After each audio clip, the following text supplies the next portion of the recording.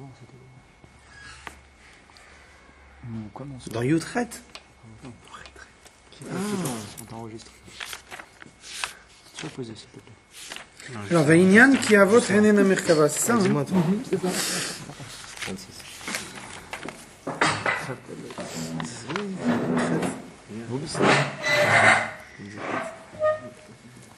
Vaïnian qui a votre Henena Merkava.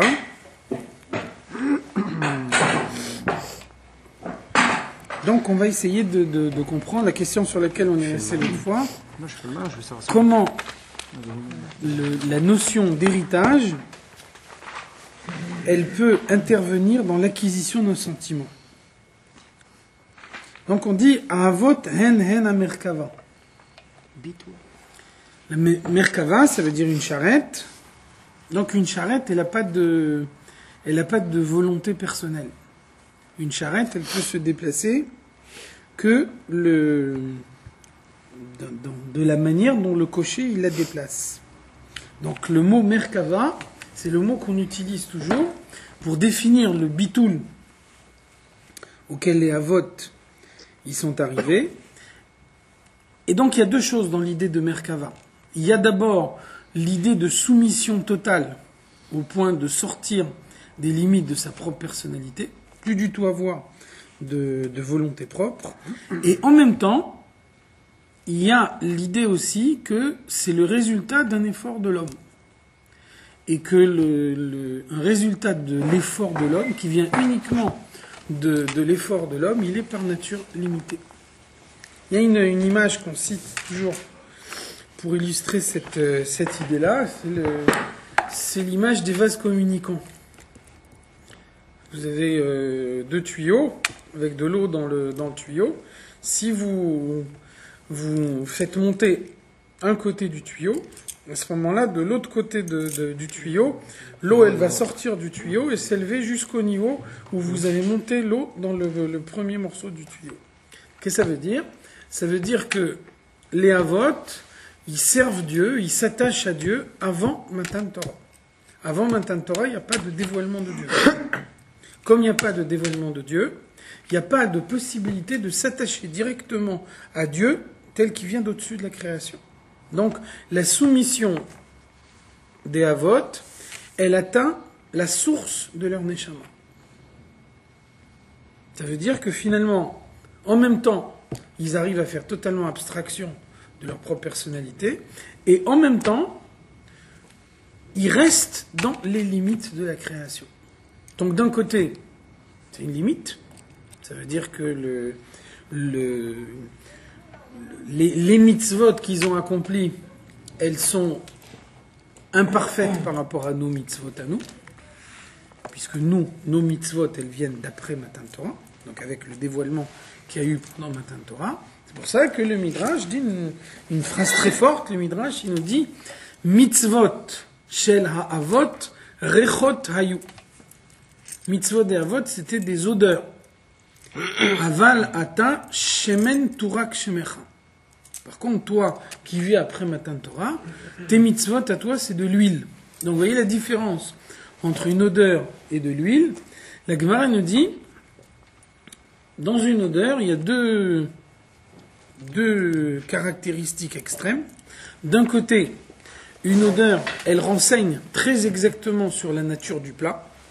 C'est-à-dire quand on sent l'odeur d'un plat, on sait très exactement ce que ce plat il est. Et inversement, on voit que le plat, il rassasie, alors que l'odeur, non seulement elle rassasie pas, mais elle donne encore plus faim. Donc c'est-à-dire d'un côté, on sait exactement de quel plat il s'agit, d'un autre côté, ce plat, il donne encore plus faim que ce qu'on avait avant. Donc les mitzvot des avot, elles sont comparées à des odeurs, c'est-à-dire que d'un côté, les avot, ils sont allés jusqu'à la limite de tout ce qu'ils pouvaient faire en fonction des forces dont eux ils disposaient, en dévoilant uniquement la source de leur âme, et d'un autre côté, ces mitzvot-là, telles qu'elles existent chez les avot, elles ne permettent pas de s'attacher à Dieu après le don de la Torah. Donc c'est pas, chas v'shalom, constater une imperfection chez les avot, Eux, à leur époque, ils ne pouvaient pas faire autrement, ils ne pouvaient pas faire autre chose. Mais ça veut dire que, après Matan Torah, les Avot ne représentent plus le modèle de ce qu'une mitzvah, elle peut apporter. C'est pour ça, l'exemple qu'on cite toujours dans la Chassidoute, quand on fait la Mila, on dit Asher kideshanu bemitzvotav et tzivanu leachniso bevrito shel Avram Avinu. Asher kideshanu bemitzvotav, c'est Matan Torah. Donc la mitzvah, elle a été donnée à Abraham, et néanmoins, on mentionne Matan Torah avant de citer le nom d'Abraham.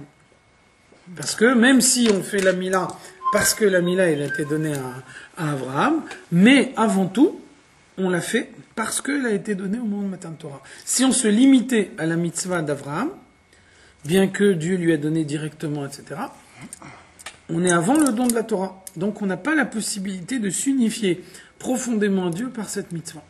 Donc, en même temps, la Mila, elle a été donnée à Abraham, et en même temps, la raison pour laquelle nous on fait la Mila, c'est parce que Dieu l'a demandé à Moshe Rabbeinu. Donc les mitzvot des Avot, ce sont des odeurs, et inversement, nos mitzvot à nous, après Matan Torah, elles s'appellent de l'huile. Qu'est-ce que c'est de l'huile? La Gemara, elle dit Shemen, mais pas Pea Bechol Davar. L'huile, elle imbibe chaque chose. Ça veut dire que si vous mettez une goutte d'eau sur un papier, il va falloir un certain temps pour que la goutte d'eau elle soit absorbée par le papier. Inversement, si vous mettez une goutte d'huile sur un papier, immédiatement, la goutte d'huile, elle sera absorbée par le papier, elle va rentrer profondément dans le papier. Donc, nos mitzvot à nous, c'est comme de l'huile. Le but, c'est de faire rentrer profondément la présence de Dieu dans la matière du monde. Donc ça, c'est une possibilité qui est donnée uniquement après Matan Torah. Ça veut dire que les mitzvot des Avot, elles avaient une capacité limitée par rapport aux nôtres. Les mitzvot des Avot ne venaient que de leur effort propre. Maintenant, dans le contexte de ce qu'on dit ici, le fait de constater que les mitzvot des Avot, elles viennent par leur effort propre, ça présente un avantage qu'on n'a pas après Matan Torah, ou qu'on n'a pas aussi fort après Matan Torah, c'est que dans la mesure où les Avot, ils ont fait un effort personnel, où la part d'effort personnel qu'il y avait dans les mitzvot des Avot est beaucoup plus importante que la part d'effort personnel qu'il y a après Matan Torah. Après Matan Torah, c'est entre guillemets facile d'accomplir une mitzvah. Avant Matan Torah, il n'y avait pas ce lien entre Dieu et le monde. Donc il fallait faire un effort personnel qui était beaucoup plus important. Cet effort personnel qui a été fait par les Avot, même si il a un résultat limité en termes d'attachement avec Dieu, il a en revanche un apport beaucoup plus profond dans l'acquisition de l'héritage. Nous, on fait les mitzvot parce que on a les forces que Dieu nous a données pour les faire au moment de Matan Torah. Donc d'un côté, les mitzvot, on les fait d'une manière beaucoup plus facile. Dieu nous a donné les forces au moment de Matan Torah, donc on arrive à accomplir les mitzvot beaucoup plus facilement que les Avot. Et avec cette facilité, on arrive à monter beaucoup plus haut. Parce qu'il y a eu le dévoilement de Matan Torah. Les Avot, ils n'ont pas eu cette facilité, ils vivaient avant Matan Torah. Donc, ils ont eu un effort beaucoup plus grand. Et avec un effort beaucoup plus grand, ils ont eu un résultat beaucoup plus limité. Néanmoins, dans la mesure où leur effort est beaucoup plus grand, la part de cet effort dans l'héritage, il est beaucoup plus important. Donc ça veut dire que ils ont fait que, bien que, de façon générale, le sentiment, c'est le produit d'une compréhension, mais il y a également une partie, entre guillemets, génétique dans un sentiment. C'est celle qu'on reçoit en héritage des Avot. C'est pour ça que on peut arriver à réveiller en soi un sentiment qu'on n'a pas créé de toutes pièces. Un sentiment qu'on a reçu en héritage. Et ça permet beaucoup plus facilement de pouvoir servir Dieu. Et c'est pour ça qu'on peut dire que Karov elecha adavar meod beficha bilvafra la'asud. Donc c'est ça la vraie explication pourquoi c'est tellement facile. C'est qu'en fait, les efforts ont d'ores et déjà été faits avant notre époque par les Avot. Donc l'effort des Havot, il a créé un héritage, et avec cet héritage, on a la possibilité de mettre en éveil en nous des sentiments. Havot henen amerkava. Donc les Havot, ils sont arrivés au niveau le plus haut qu'on peut imaginer de soumission d'un être créé devant le Créateur. Et donc quand on dit ici Merkava, encore une fois, ça veut dire en allant au maximum de l'effort qui est possible de la part d'un homme, ce qui n'est pas notre cas à nous. Nous, quand on fait une mitzvah, on la fait avec les forces que Dieu nous donne pour faire cette mitzvah. Donc ça veut dire on a besoin d'un investissement beaucoup plus réduit de notre part. Par contre, les Havot, ils ont fait de grands efforts, et donc précisément parce qu'ils n'étaient pas aidés, parce que eux, ils ont eu besoin de grands efforts pour obtenir ce qu'ils ont obtenu, Alken, à cause de ça, Zachu lehamshich nefesh ruach neshama livnehem acharehem. Ils ont eu la possibilité, on leur a accordé le mérite de donner nefesh ruach neshama, les 3 premières parties de la neshama, à leurs descendants après eux, ad olam, jusqu'à l'éternité. Donc vous voyez bien qu'on cite ici nefesh ruach neshama. Donc on exclut les 2 parties de la neshama, chaya et yechida, qui se dévoilent pas en permanence dans le corps, qui se dévoilent uniquement dans des moments d'exception. Ça, on n'a pas besoin d'héritage pour ça. Chaya et yechida, c'est ce qui se réveille quand on est dans un moment d'exception, par exemple dans un moment de Messirut Nefesh. Donc on voit que même le juif le plus simple, il est capable de donner sa vie pour Dieu quand il sent que son judaïsme il est remis en cause. On voit bien dans l'histoire, chaque fois qu'il y a eu des persécutions, chaque fois qu'on a dit à des juifs où tu te prosternes devant la croix ou je te tue, à chaque fois, les juifs ont préféré se laisser tuer plutôt que de se prosterner devant une avodah zara. Ceux qui faisaient ça, c'était pas des grands talmidei chachamim, c'était souvent des juifs très simples. Ça veut dire que un juif, il peut faire une avéra que dans la mesure où il n'est pas pleinement conscient de ses actes. Donc il n'a pas réellement l'impression de se séparer de Dieu au moment où il fait la avéra. Par contre, quand on lui dit « prosterne-toi devant une avodah zara », à ce moment-là, même le juif le plus simple, il comprend qu'on ne peut pas se prosterner devant une avodah zara et garder son judaïsme intact. Se prosterner devant une avodah zara, ça veut dire renoncer au judaïsme. Même si je le fais uniquement extérieurement, même si je ne le pense pas vraiment, etc. Mais ça veut dire, tous ceux qui me regardent me voient me prosterner devant une avodah zara. Donc ce que je fais, c'est interpréter comme un acte de renoncement au judaïsme. À ce moment-là, même le juif le plus simple, il ne peut pas accepter une chose pareille. Donc il se laisse tuer plutôt que de se prosterner devant l'avodah zara. Ça, c'est le dévoilement de Chaya Yechida. Et pour ça, on n'a pas besoin d'héritage. Pour ça, on n'a pas à avoir recours à l'héritage des Havot. N'importe quel juif qui est mis en situation de Messirut Nefesh, il a Chaya et Yechida qui se dévoilent en lui. Ça ne vient pas des Havot. Ça ne vient pas des Havot. Ça vient de la Neshama. Chaque juif a en lui. Simplement, Chaya et Yechida, c'est un niveau trop haut pour pouvoir se dévoiler en permanence. Donc ça se dévoile que dans des moments d'exception. Mais dès l'instant où on est dans un moment d'exception, c'est la Neshama de ce juif-là qui se dévoile sans avoir besoin de l'héritage de qui que ce soit, etc. Par contre, Nefesh, Ruach, Neshama, c'est les 3 parties de la Neshama qui correspondent au fonctionnement courant. Nefesh, c'est l'action concrète. Ruach, c'est les sentiments. Neshama, c'est la compréhension. Donc ça veut dire on n'est pas à l'abri. À n'importe quel moment, on peut mal comprendre, donc mal ressentir, donc mal agir. Donc une emprise du mal sur Nefesh, Ruach et Neshama. C'est là qu'intervient l'héritage des Havot. Les Havot, ils interviennent dans la compréhension de la Neshama, dans les sentiments du Ruach, et dans l'action concrète du Nefesh.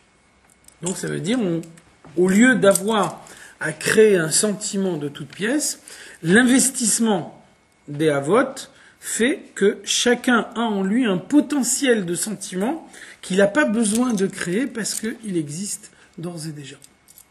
Donc ça veut dire qu'il faut compléter ce qu'on dit toujours dans la chassidoute, définit en général un sentiment comme le produit d'une compréhension. Donc ça veut dire, de façon générale, le sentiment, c'est effectivement ce qui résulte de la compréhension. Mais si on veut être vraiment exhaustif dans la définition, il faut dire que un homme, il a d'ores et déjà en lui une part de sentiment qui n'a pas créé par sa compréhension, mais qui se trouve en lui à l'état latent. Et à n'importe quel moment, il peut réveiller ce sentiment en lui. Et donc ça veut dire que une compréhension réduite va réveiller un sentiment beaucoup plus fort que ce que sa compréhension lui permet normalement.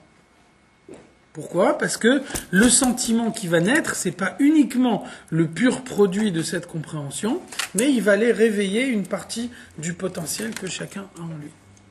Donc ça veut dire qu'avec une compréhension limitée, on peut avoir un sentiment beaucoup plus fort que la compréhension proprement dite, et c'est pour ça qu'on peut dire que servir Dieu, c'est aisé, c'est facile, c'est à la portée de tout le monde.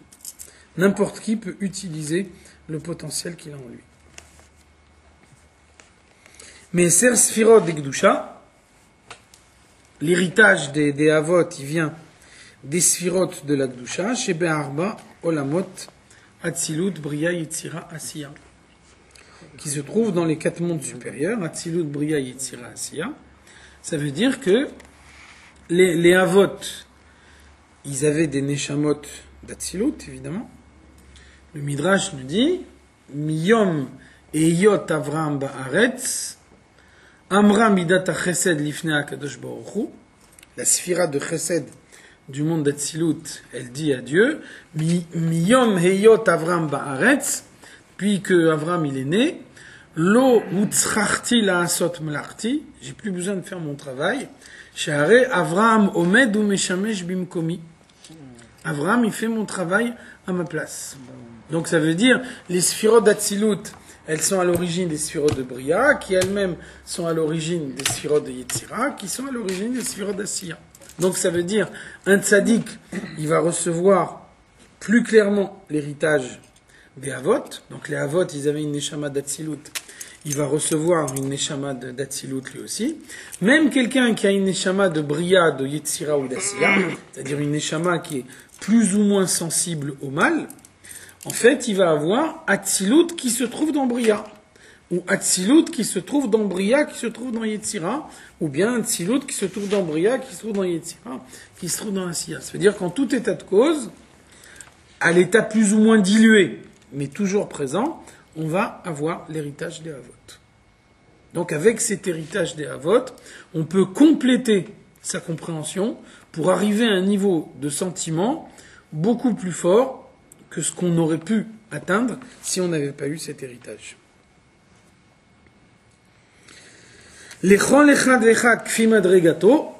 Chacun va le recevoir selon son niveau. Alors, c'est ici 2 choses, kfi madrigato ou kfi ma'asav, selon son niveau et selon ses actions. C'est quoi la différence entre les deux? Kfi madrigato, c'est l'état de naissance. Kfi ma'asav, c'est ce qu'un homme modifie au cours de son existence par rapport à ce qu'il avait au moment de sa naissance. Donc ça veut dire, au moment de sa naissance, kfi madrigato, Dieu décide de donner à un homme une neshama plus ou moins élevée. Ça, c'est la décision de Dieu. Il va avoir une neshama plus haute, un autre, il va avoir une neshama plus réduite. Ça, ça dépend uniquement de la décision de Dieu. Et puis ensuite, kefi ma'asav, en fonction du comportement de l'homme tout au long de son existence, il va avoir la possibilité de développer ou de ne pas développer le potentiel qu'on a mis en lui au moment de sa naissance. Et donc c'est en fonction de ça qu'il va créer en lui un terrain propice pour pouvoir développer le potentiel qu'il reçoit des Avot. Donc ça, c'est une idée très importante. C'est-à-dire que de façon générale, dans la Chassidoute, on nous dit le sentiment, c'est ce qui résulte de la compréhension, et c'est vrai. C'est la définition la plus générale qu'on peut donner. Maintenant, ce qu'il faut dire, je veux dire, c'est aussi quelque chose qu'on peut comprendre. Ça veut dire que vous voyez bien que, par exemple, quand un homme il éprouve un sentiment, il est malgré tout conditionné dans son sentiment par d'autres sentiments qu'il a pu éprouver au préalable. Ça veut dire que quelqu'un, il a eu une fois un événement qui l'a beaucoup ému. Ensuite, même 10 ans plus tard, il va réfléchir et sa réflexion va le conduire à revivre le même sentiment qui avait réveillé en lui quelque chose de très fort il y a 10 ans. Vous voyez bien que dans ce cas-là, l'émotion qu'il va éprouver, c'est-à-dire ce qu'il vient de comprendre maintenant, ce qu'il vient de prendre conscience maintenant, ça va être complété parce qu'il a d'ores et déjà vécu 10 ans au préalable, et donc la conséquence, ça va être de réveiller en lui un sentiment beaucoup plus fort que celui qui n'a pas du tout vécu cet événement au préalable et qui éprouve maintenant ce sentiment pour la première fois de sa vie. Donc vous voyez que la personnalité de l'homme, elle est faite de telle façon qu'on a des couches successives qui constituent la personnalité, et qu'une couche qui vient par la suite, elle peut réveiller toutes les couches qu'il y a avant ça. C'est pour ça qu'un événement du passé, il peut faire qu'on vive un événement du présent d'une manière complètement différente. Donc là, l'événement du passé en question, ça serait la transmission des... Alors là, l'événement du passé, c'est ça ce qui est très, très important, c'est que l'événement du passé, c'est un événement que je n'ai pas vécu moi-même. Ça, bah ouais.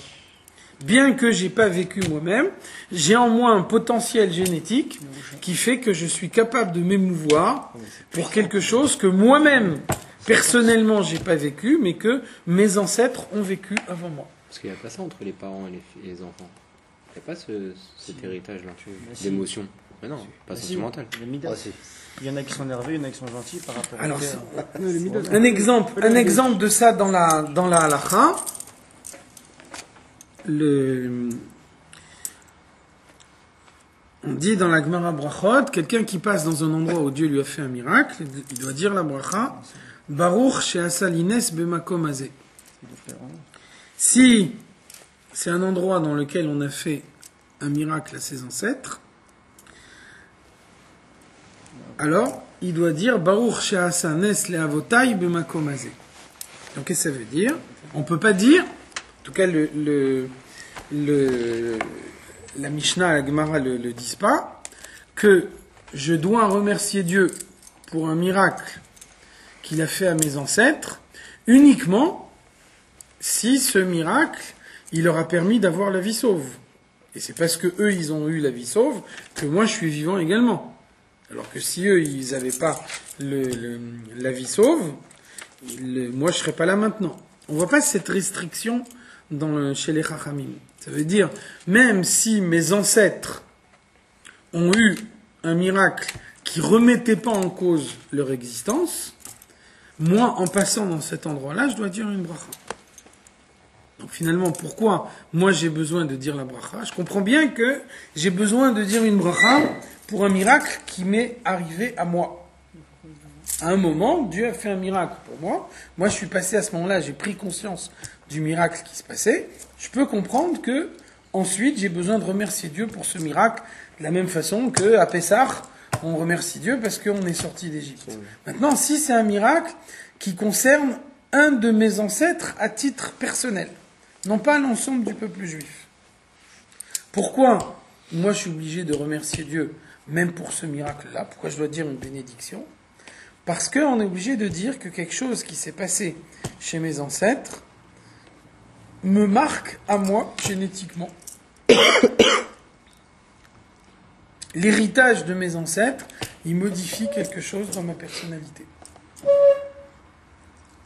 C'est pour ça que, par exemple, on a vu la dernière fois la Gemara qui nous dit Torah mechazeret ala achsania shela. La Torah recherche ceux qui lui ont accordé l'hospitalité. Ça veut dire que le fait que mon grand-père était quelqu'un qui a étudié la Torah toute sa vie et que mon père était quelqu'un qui a étudié la Torah toute sa vie, ça fait que, a priori, j'aurais plus de facilité à étudier la Torah que quelqu'un dont le père n'a jamais étudié la Torah et dont le grand-père n'a jamais étudié la Torah. Donc c'est pas logique. A priori, chacun a une existence indépendante. Donc ça veut dire le fait que mon père il a étudié ou il n'a pas étudié, mon grand-père il a étudié ou il n'a pas étudié, c'est indépendant de ma vie à moi. Donc ça veut dire que dans la pratique, le fait que les ancêtres ils ont eu un certain comportement, ça fait que ça me donne à moi quelque chose de plus. Là, c'est la question qu'on pose souvent. Pourquoi un rabbi, c'est la plupart du temps le fils d'un rabbi? Pourquoi il n'y aurait pas quelqu'un d'autre de la génération dont le père n'est pas un rabbi, mais qui mériterait, lui, à titre personnel, d'être un rabbi? Alors en fait, le fils du rabbi, c'est pas seulement celui qui a reçu l'éducation du rabbi. Le fils du rabbi, c'est celui qui a en lui tout un potentiel génétique de rabbi que les autres n'ont pas. Là aussi, on voit dans la halakha, la halakha nous dit que le roi, il est, pour proclamer la royauté du roi, pour que la royauté du roi, elle soit incontestable, alors, nimshach beshemen. On lui donne l'onction avec de l'huile. Ensuite, la halakha nous dit quand le roi il meurt et qu'on doit le remplacer, s'il n'a pas d'enfant, il faut nommer quelqu'un d'autre. Ou alors s'il y a une contestation parmi les enfants, on a besoin d'une clarification. À ce moment-là, dans tous ces cas-là, il faut faire l'onction de l'huile également à celui qui lui succède. Si par contre, le roi, il a un fils, et que c'est évident que le fils, il est apte à succéder à son père, et qu'il n'y a pas de discussion possible, que tout le monde comprend bien que le fils doit succéder à son père, à ce moment-là, le din est qu'il n'y a pas d'onction pour le fils. Ça veut dire que l'onction du père, elle se reporte sur le fils. Donc vous voyez bien qu'on peut imaginer quelque chose qui existe chez des parents, et ce qui existe chez les parents va conditionner le comportement des enfants. La compréhension des parents fait que la compréhension des enfants devient plus facile. Le sentiment des parents fait que le sentiment des enfants devient plus facile. Donc là, en l'occurrence, qu'est-ce que ça veut dire Karov elecha davar meod beficha bilvafcha la asoto? Ça veut dire que les sentiments que Avraham, Yitzhak et Yaakov sont arrivés à faire naître en eux, et qu'ils ont ensuite donné en héritage à chaque juif, sont suffisants pour pouvoir servir Dieu. Si après, évidemment, on veut s'approfondir dans le service de Dieu, faire plus, rechercher un niveau supérieur du service de Dieu, là on a besoin d'introduire son effort personnel. Par contre, pour accepter les mitzvot au premier niveau, pour accomplir la volonté de Dieu, pour faire tout ce qu'un juif il doit faire, il suffit d'utiliser le potentiel qui a été donné par les Avot. Donc dans la mesure où on est sûr que chaque juif il a ce potentiel, alors on peut dire effectivement que accomplir les mitzvot, c'est très facile. C'est à la portée de tout le monde.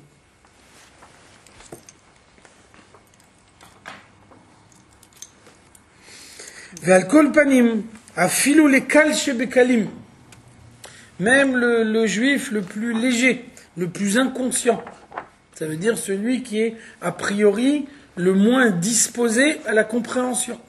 Et donc si on dit que le sentiment c'est le produit de la compréhension, le kal shebekalim c'est celui qui aura le plus de mal à comprendre. Donc s'il a le plus de mal à comprendre, ça veut dire qu'a priori c'est chez lui qu'on va trouver les plus mauvais sentiments. Poché Israël, plus encore, non seulement Kal Shebekalim, ça veut dire celui que par nature il n'est pas très disposé pour la compréhension intellectuelle, mais même Poché Israël. Poshéa, ça veut dire quelqu'un quelqu'un qui fait les Averot Bemezid. Quelqu'un que, intentionnellement, il va contre la volonté de Dieu. Donc ça veut dire, chaque fois qu'il y a quelque chose à comprendre, lui, il va comprendre de travers. Il va avoir une mauvaise compréhension, et donc ça va faire naître en lui un mauvais sentiment. Donc même si il fait naître un mauvais sentiment, et c'est ce mauvais sentiment qui le conduit à faire des Averot Bemezid, le mauvais sentiment n'est pas suffisant pour étouffer les bons sentiments qu'il a en lui comme héritage des Avot. Ça veut dire qu'à n'importe quel moment, il peut faire tchouva, et à n'importe quel moment, il peut abandonner le fait d'être un poshéa et réveiller en lui tous les sentiments nécessaires au service de Dieu. Nimshar bezivugam nefesh de malchut, lorsque leurs parents les conçoivent, lors de la conception d'un enfant qui va devenir un kal shebekalim ou qui va devenir un poché à Israël, cet enfant-là, au moment de sa conception, le simple fait que ses parents sont juifs, ça veut dire qu'il va recevoir en lui l'héritage des Avot. Donc il a en lui, à l'état latent, même il fait tout pour le nier, il a en lui, à l'état latent, tout ce qu'il faut pour pouvoir accomplir la Torah et les mitzvot. C'est pour ça qu'on peut dire que même chez quelqu'un qui est kal chez Bekalim, ça veut dire quelqu'un qu'on n'arrive pas à raisonner, quelqu'un qui est pas du tout doué pour la compréhension, ou même quelqu'un qui a la volonté de mal agir, il a en lui tout ce qu'il faut pour pouvoir accomplir la Torah et les mitzvot. Nefesh des malchut des asiya, donc l'âme qui va rentrer dans son corps au moment où ses parents le conçoivent, c'est une âme qui vient de malchut d'asiya. Asiya, c'est le monde le plus bas, mais on a vu que dans Asiya il y a Yetzira, dans Yetzira il y a Bria, dans Bria il y a Atzilut. Ça veut dire que les parents sont des kal chez Bekalim. Donc, ils vont concevoir un enfant qui sera à son tour un kal chez Bekalim. Et malgré ça, au moment de la conception, les parents vont arriver à faire rentrer chez cet enfant le potentiel génétique qui leur permet de réveiller les sentiments d'Abraham, de Yitzhak et de Yaakov. Non seulement chacun il a en lui toutes les forces des Avot, mais la Gemara nous dit En lecha adam she'en lo sha'a. Personne ne pourra dire je n'ai jamais eu dans ma vie un déclic qui m'a permis de réveiller ce potentiel. J'ai été dans un environnement de Poche et Israël. Tous les gens que je connaissais, c'était des Poche et Israël. Donc, même si on me dit que j'ai un potentiel en moi, mais concrètement, je n'ai jamais eu la possibilité d'utiliser ce potentiel. Donc, la Gemara nous dit c'est impossible. On ne peut pas imaginer une chose pareille. Chaque juif a nécessairement, à un moment ou à un autre dans sa vie, un déclic qui lui permet d'utiliser ce potentiel. Après, il y a son libre arbitre qui intervient. Quand il y a le déclic, il le saisit au vol ou il ne le saisit pas. Mais en tout cas, personne ne peut dire « moi, je n'ai jamais eu la possibilité ». Pendant toute mon existence, on ne m'a jamais donné une seule fois la possibilité. Donc non seulement on a le potentiel, mais on a à un certain moment le moyen de dévoiler ce potentiel. Rafal Piken, mais Achashi Meser Sfirot Kdoshot, même si on va dire que les parents sont des Kal chez Bekalim, l'enfant est un Kal chez Bekalim, ça veut dire que les Sfirot d'Atsilut, telles qu'elles rentrent dans le corps de l'enfant, elles sont extrêmement voilées, elles sont extrêmement cachées. Elles ont un voile intense qui fait que on voit plus du tout la source telle qu'elle est à l'origine dans la Gdusha, dans Atzilut. Malgré tout, i klula mikulan. Ce qui rentre dans l'enfant, ça inclut tous les niveaux de l'enchaînement des mondes jusqu'au stade le plus haut. Gam mechochma de asiya. Donc, l'enfant il va recevoir toutes les sphirotes du monde d'Asiya, en commençant par la sphira de Chochma, qui est la première sphira du monde d'Asiya. Shebetocha melubeshet Chochma de Malchut de Atzilut.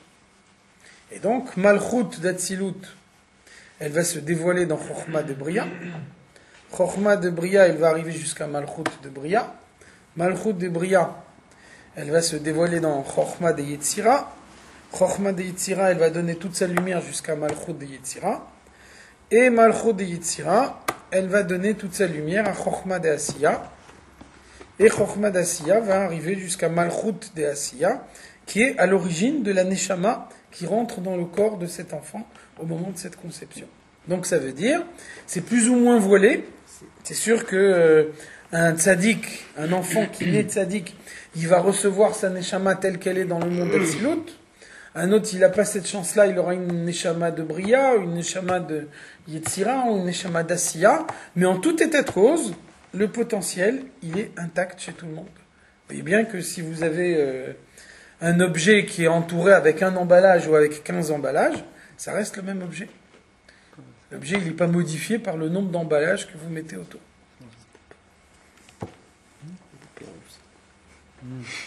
Sheba Meir Orensov Baruchu Mamash. Donc, dans Chochma de Atzilut, il y a la lumière de Dieu qui brille à proprement parler. Qu'est-ce que ça veut dire? Ça veut dire qu'il y a toujours une différence entre la soumission à Dieu du Or et la soumission à Dieu du Kéli. Le Kéli, il est fait pour canaliser le Or, il est fait pour l'orienter dans une certaine direction. Donc la consistance du Kéli, elle est beaucoup plus importante que celle du Or.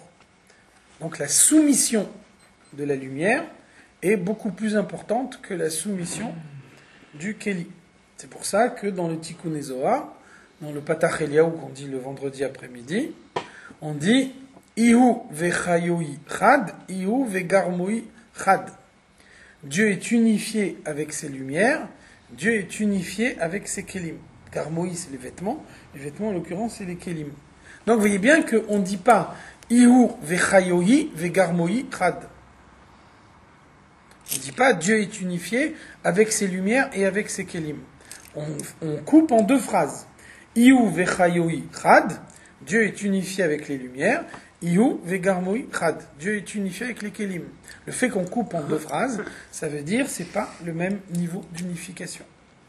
Dieu est plus profondément unifié avec ses lumières qu'avec ses kélim. Donc ça c'est valable pour toutes les sphirotes, sauf une exception, c'est la sphira de Chochma d'Atzilut. La sphira de Chochma d'Atzilut, c'est une sphira qui est tellement raffinée, qui est tellement spirituelle, tellement élevée, que le Kéli arrive au même niveau de soumission à Dieu que le Or. Le Kéli, il est tellement raffiné, il n'a tellement pas la conscience de sa propre existence, que la soumission du Kéli est identique à la soumission de la lumière. Donc maintenant, qu'est-ce qu'on a dit avant? On a dit avant que même quelqu'un qui reçoit une neshama qui vient de Malchut d'Asiya, il y a en lui, à l'intérieur de Malchut d'Asiya, il y a également Chochma de Atzilut. Chochma de Atzilut, c'est la sphira dans laquelle le Kéli et le Or arrivent au même niveau de soumission. Ça veut dire que n'importe quel juif a la capacité de faire en sorte que son corps soit aussi soumis à Dieu que son âme. Chacun a en lui le potentiel qui lui permet de le faire. Après, ça dépend de chacun de révéler ou de ne pas révéler ce potentiel.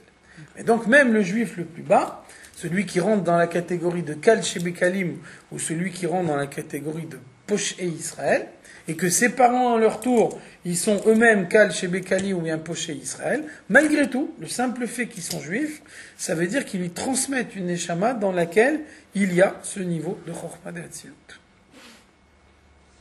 Donc c'est pour ça que chacun peut arriver, uniquement par utilisation de ce potentiel, à un niveau de soumission totale à Dieu. Pour ne plus ressentir son propre ego.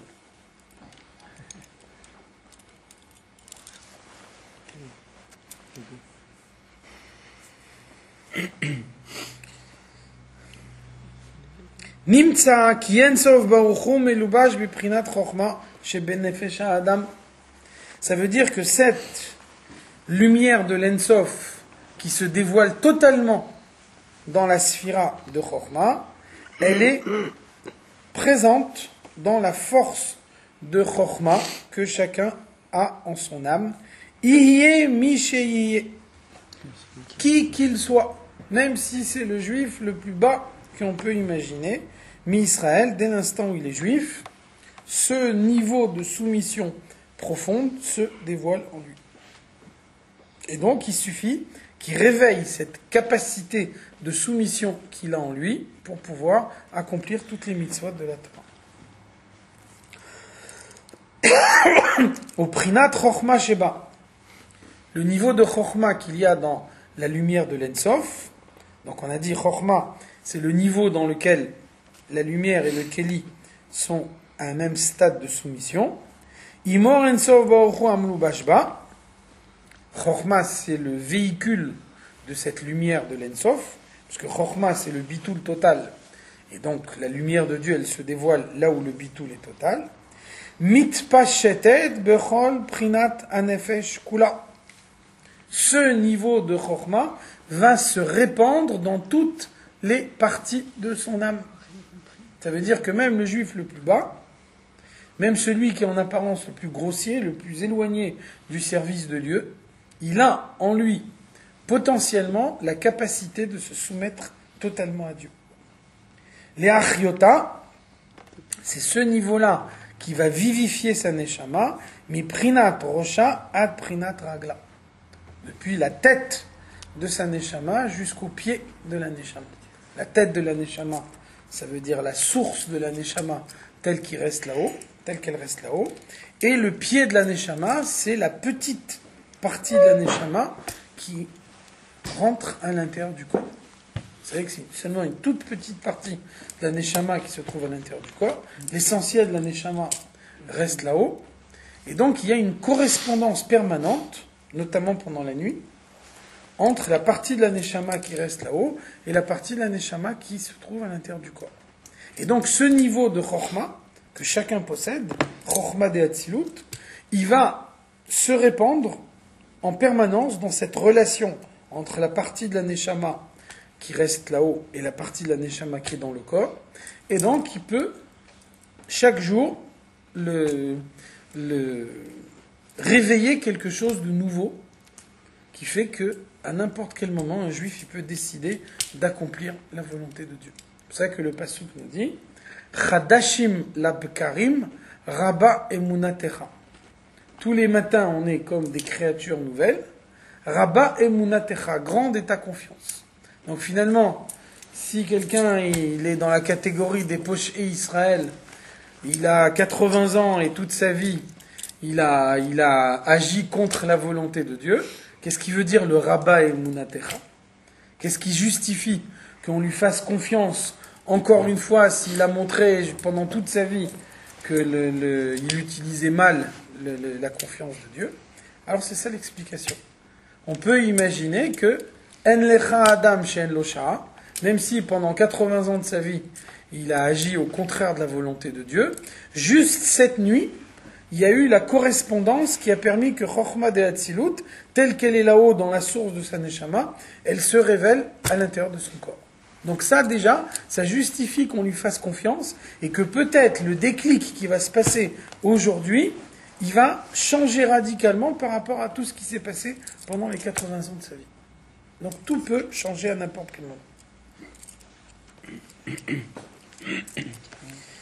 Kedirtiv, c'est pour ça que le verset il dit A Chokhmah tichye ba'alea. La Chokhmah fait vivre celui qui la possède.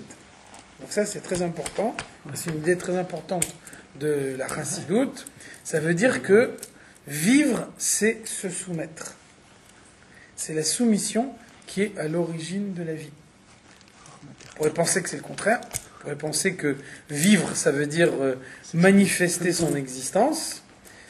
Manifester son existence de façon indépendante. Je me considère comme un être autonome. Je fais ce que je veux et j'ai d'ordre à recevoir de personne. Ça veut dire mettre une barrière entre Dieu et soi. Si je mets une barrière entre Dieu et moi, je me coupe moi-même de la source de ma vie. Donc finalement, exister, c'est s'attacher avec la source de son existence, donc se soumettre. Plus un homme il est soumis à Dieu, et plus il existe réellement. Parce que c'est sa soumission à Dieu qui fait qu'il reçoit la vitalité que Dieu peut lui donner. Inversement, quelqu'un qui manifeste sa personnalité, il se coupe de Dieu. C'est pour ça que la Gemara nous dit, Dieu il dit à propos de ceux qui sont orgueilleux, En ani vehu yicholim ladur baolam. Lui et moi, on ne peut pas vivre ensemble dans le monde.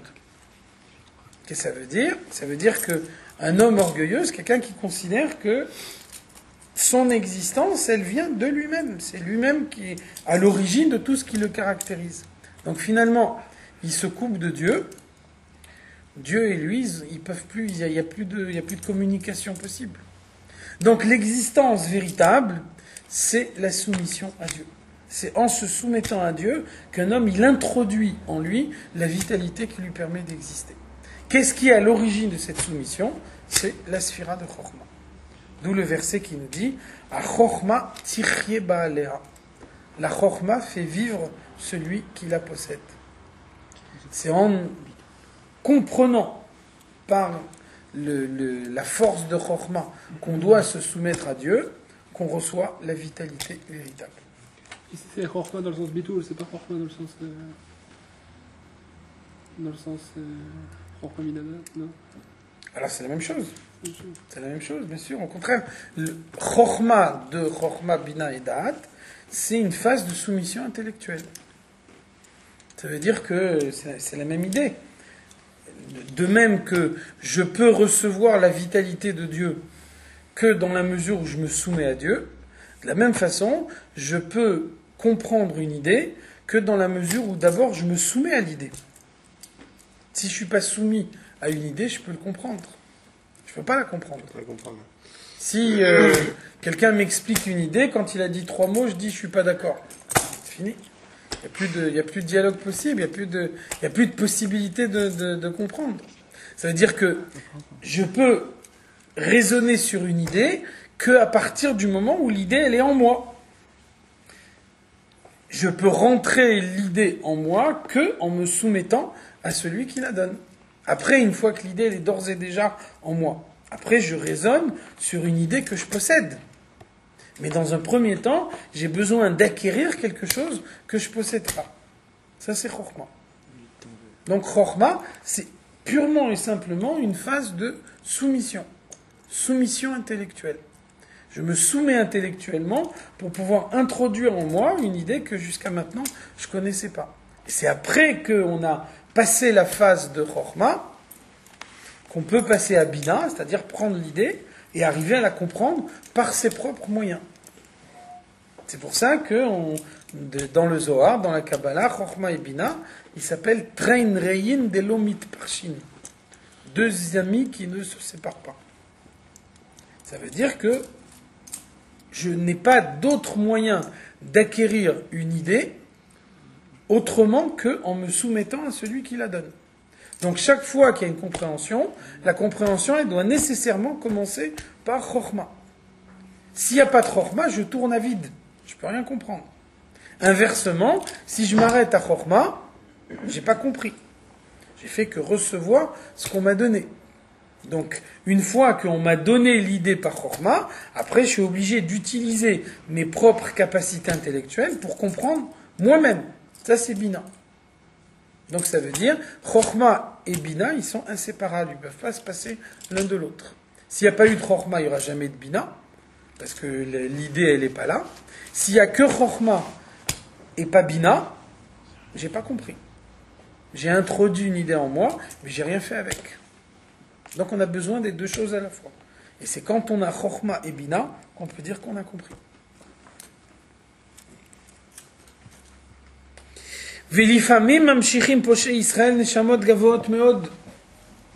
On voit que des fois, la catégorie qu'on a appelée avant les pochés Israël, ils peuvent avoir des neshamot très élevés, c'est-à-dire des neshamot qui ont des capacités très fortes, qui ont des moyens que d'autres ne possèdent pas, mais chez Hayoub et Imke Aklipot, pour une raison ou pour une autre, ces neshamot se sont trouvés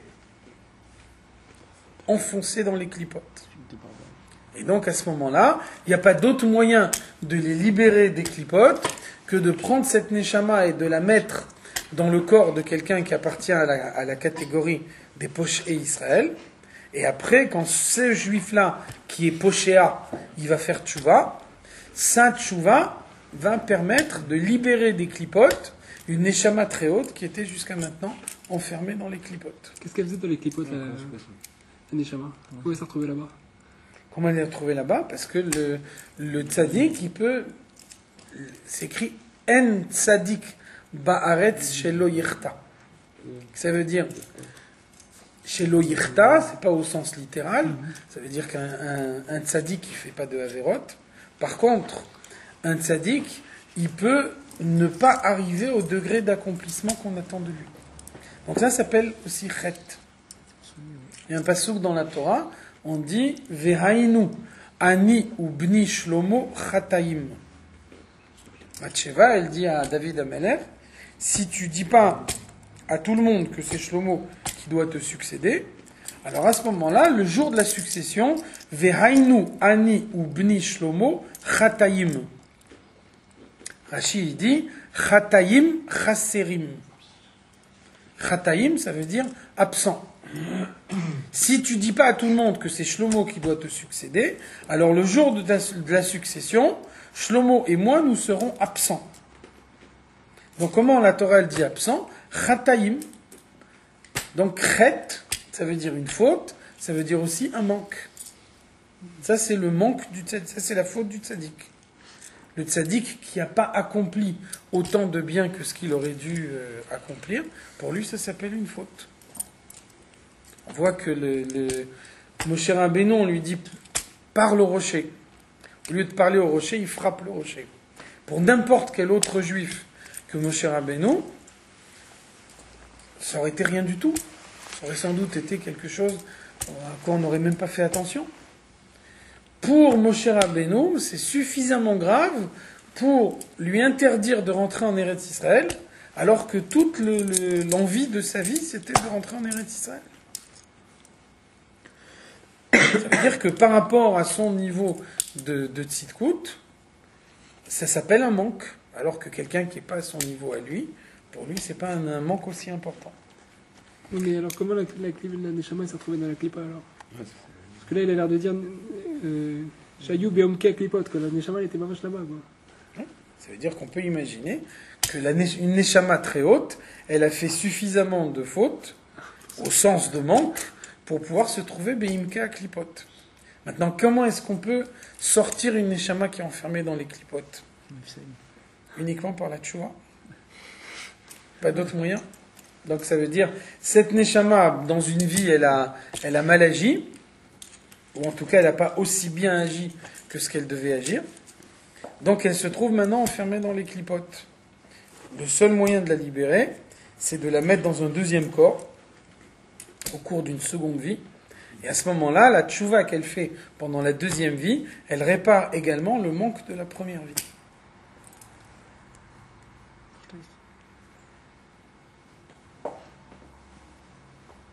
Ça aussi on dit dans la Gemara. Même la Gemara nous dit, la Gemara nous dit, un homme il tue un autre Béchogeg. Et puis on s'en aperçoit pas.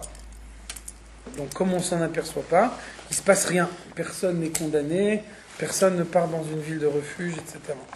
La Gemara nous dit, on peut imaginer que les deux Neshamot, elles vont revivre dans une vie suivante. Et puis un jour, il y a un des deux qui va passer alors que l'autre il est sur une échelle. Et à ce moment-là, il y a un vent qui va déséquilibrer l'échelle. Et donc celui qui est en haut, il va tomber de l'échelle et il va tuer celui qui est en bas.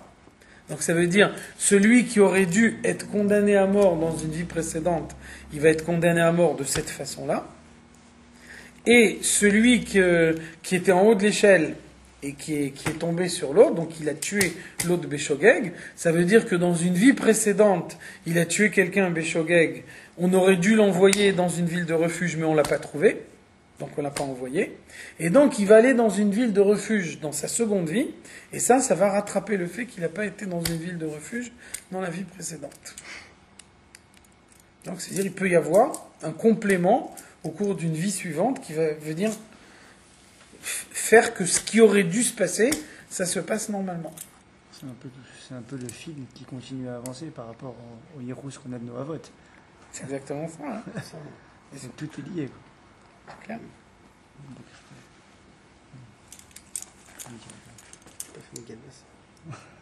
Donc, qu'est-ce que ça veut dire? Ça veut dire que même quand une neshama très haute se trouve dans les clipotes, donc on peut penser une neshama qui est enfermée dans les clipotes, quelque chose de très, très difficile. Le potentiel qui vient des avot est suffisant pour pouvoir se libérer des clipotes. Encore une fois, si après on veut atteindre un niveau supérieur, là on doit introduire son effort personnel. Par contre, la capacité d'être un juif religieux, d'accomplir pleinement toutes les mitzvot que Dieu demande, pour ça, ce potentiel, à lui seul, il est suffisant.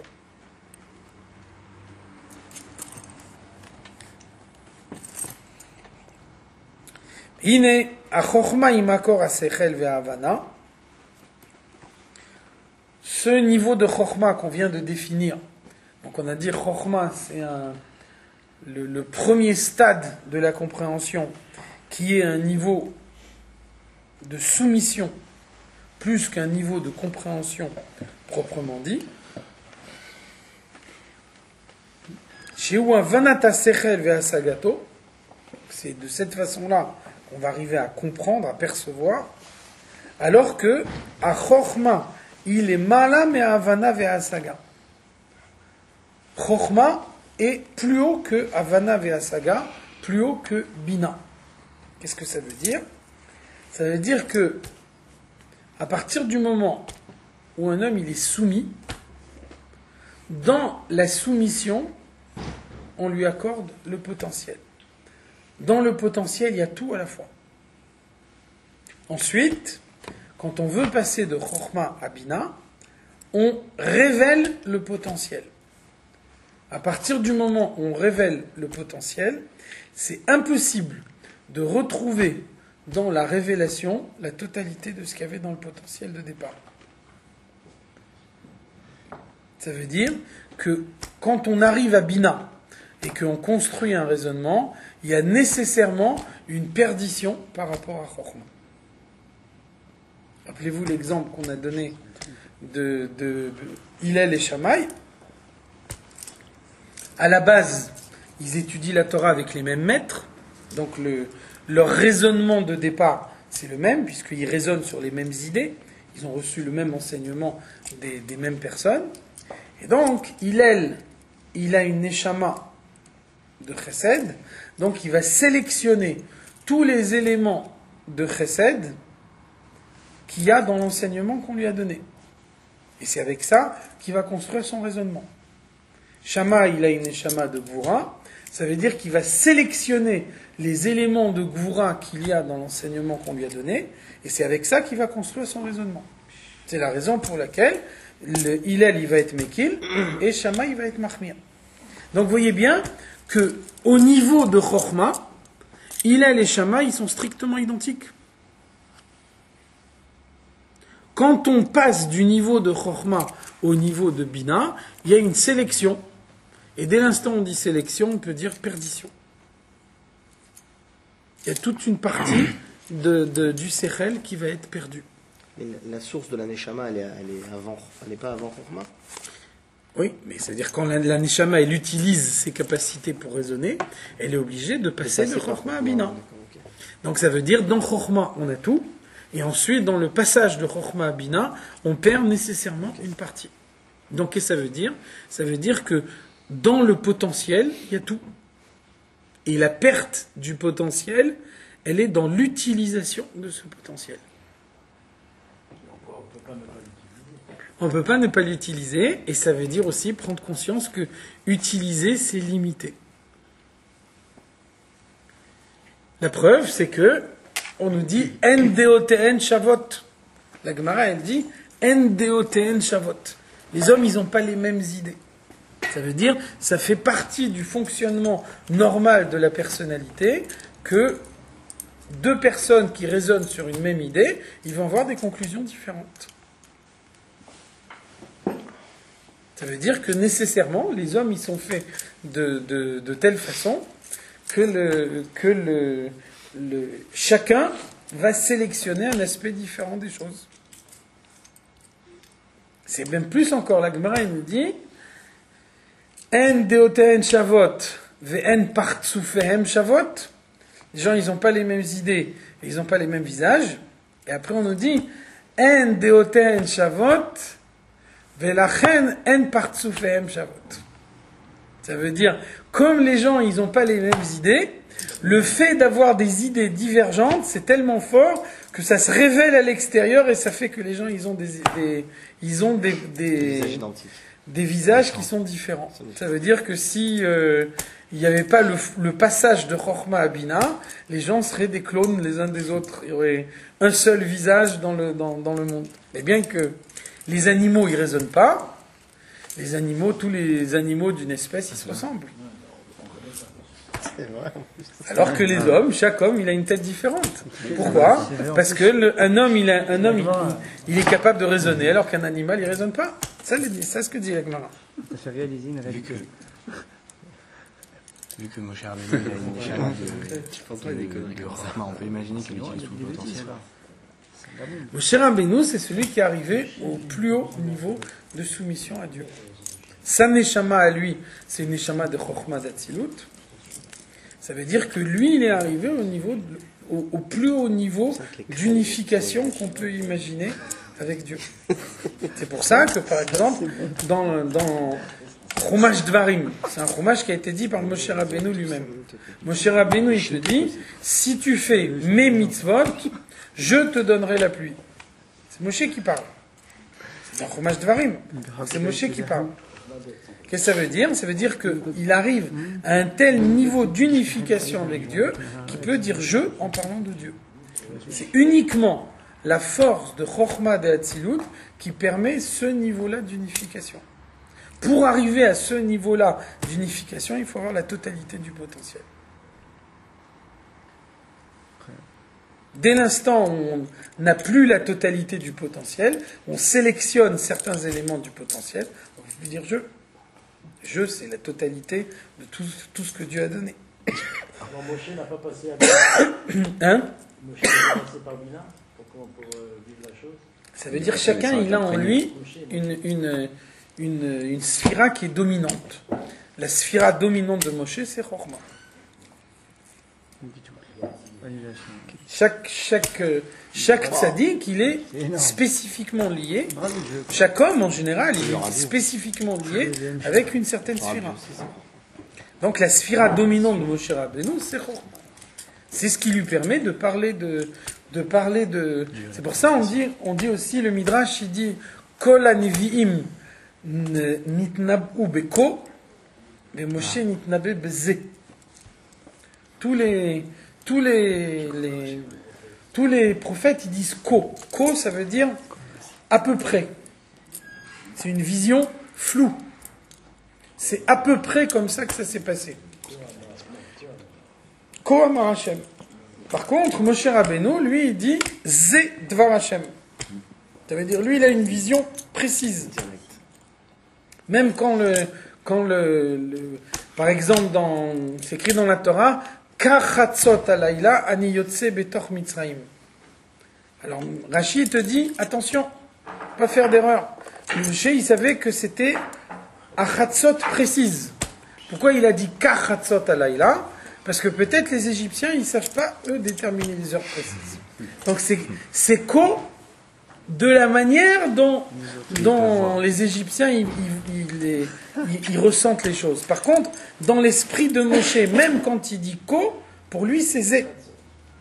Alors pourquoi Moshe Rabbeinu, pourquoi Rachid a besoin de préciser que Moshe Rabbeinu, même quand il dit Ko, en vérité il disait, c'est pour montrer ce que c'est Chokhmah de Hatzilut. C'est uniquement Chokhmah de Hatzilut qui permet ce niveau-là d'unification qui permet de dire Zé. Qu'est-ce qu'on veut dire par le fait qu'on peut tous devenir, qu'on peut tous aller au même niveau que Moshe Rabbeinu? C'est pas possible. Ça veut dire aussi chacun il a en lui une parcelle de Moshe Rabbeinu. C'est un peu ce qu'on a dit avant pour les Havot. Les Havot, ils ont donné en héritage à tout le peuple juif. Moshe Rabbeinu, il a donné en héritage une partie de sa Neshama qui se trouve dans la Neshama de chacun. Donc chacun, il a la possibilité de s'attacher à lui par l'intermédiaire de la parcelle de la Neshama de Moshe Rabbeinu qui se trouve en lui. Là, c'est ce que dit le Tanya, la Gemara, elle dit, c'est écrit dans Chumash Dvarim, on dit, Ve'ata ma Hashem Elokecha shoel meimach, ki im leira et Hashem. Qu'est-ce que Dieu il te demande? Uniquement de le craindre. Donc la Gemara pose la question, Atu ira milta zutreti. Est-ce que craindre Dieu c'est une petite chose? Quand on te dit je te demande rien de plus que de craindre Dieu. C'est-à-dire craindre Dieu c'est une petite chose. Donc la Gemara répond in les gabé Moshe Rabbeinu milta zutrati. Effectivement, par rapport à Moshe Rabbeinu, ça s'appelle une petite chose. Donc le Tanya il pose la question. La question de la Gemara c'était pas sur Moshe Rabbeinu. La question de la Gemara c'était sur chaque juif. Quand on dit le Ma Hashem Elokecha Shoel Meimach, c'est pas Dieu il demande à Moshe Rabbeinu, Dieu il te demande à toi. Donc ça veut dire que ça veut dire que la Gemara elle pose la question sur chaque juif et elle répond sur Moshe Rabbeinu. Donc la réponse c'est que chacun il a en lui un nitzutz de Moshe Rabbeinu et qu'en réveillant le nitzutz de Moshe Rabbeinu, il arrive à faire en sorte que la crainte elle soit une petite chose. Donc vous voyez que finalement, on arrive toujours à la même chose. Un juif, il a un potentiel en lui, et c'est en réveillant ce potentiel qu'on arrive à compléter tout ce qui se passe dans sa personnalité. On va s'arrêter là. Lundi prochain, je ne serai pas là.